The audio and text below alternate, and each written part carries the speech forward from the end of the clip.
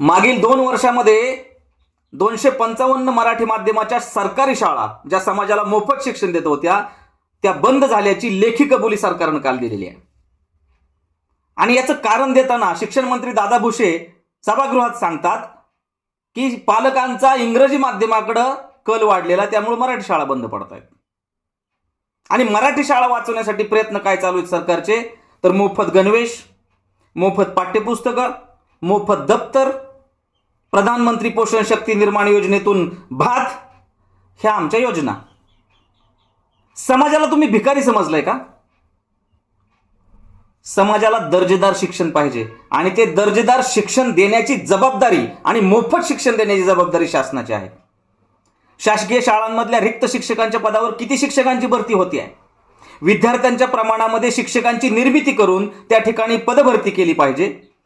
मोफत शिक्षण देणाऱ्या मराठी माध्यमाच्या शाळा ज्या आहेत त्यांच्या भौतिक सुविधा सुधारल्या पाहिजेत, त्याच्यावर खर्च केला गेला पाहिजे.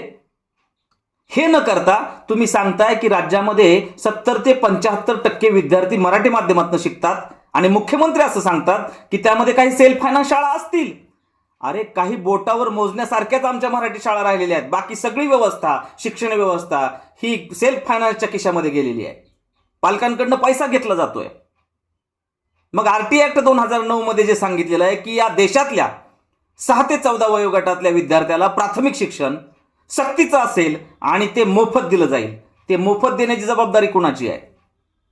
शिक्षण मोफत देण्याची जबाबदारी शासनाची आहे. आणि त्याच्यापासून पळवाट शोधण्यासाठी यांनी या सेल्फ फायनान्स शाळांची व्यवस्था निर्माण केली आहे महाराष्ट्रामध्ये.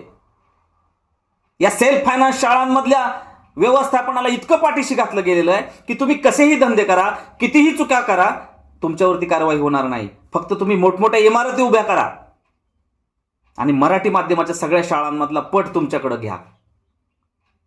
सेल्फ फायनान्स शाळांच्या मान्यतेची जी पत्र असतात शासनाकडून निघणारी, त्याच्यातल्या नियमावली बघा.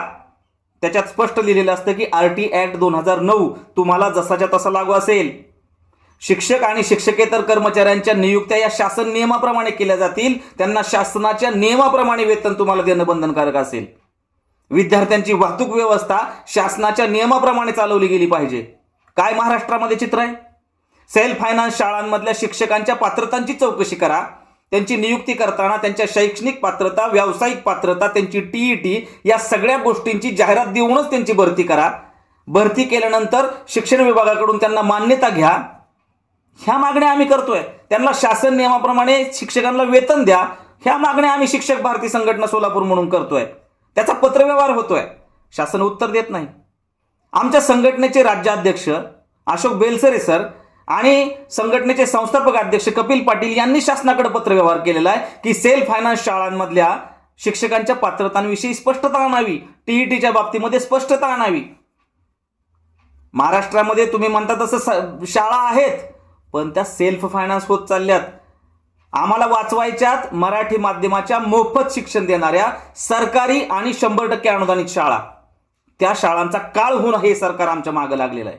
ना शिक्षकांची भरती केली जाते, ना भरीव अनुदान दिलं जात आहे, ना शाळांची सुविधा वाढवून त्या विद्यार्थ्यांना, पालकांना तिकडे आकर्षित केलं जात आहे. आणि तुम्ही काय देताय? ज्या योजनांमध्ये 100% भ्रष्टाचार करता येईल अशा योजना तुम्ही लागू करता. पोषण आहार योजना हा सरकारचा पांढरा हत्ती आहे पोसलेला. कागदावरती सगळं क्लिअर आणि विद्यार्थ्यांना मात्र अतिशय निकृष्ट दर्जाचा आहार मिळतो आणि त्याच्यामध्ये मोठा भ्रष्टाचार होतो.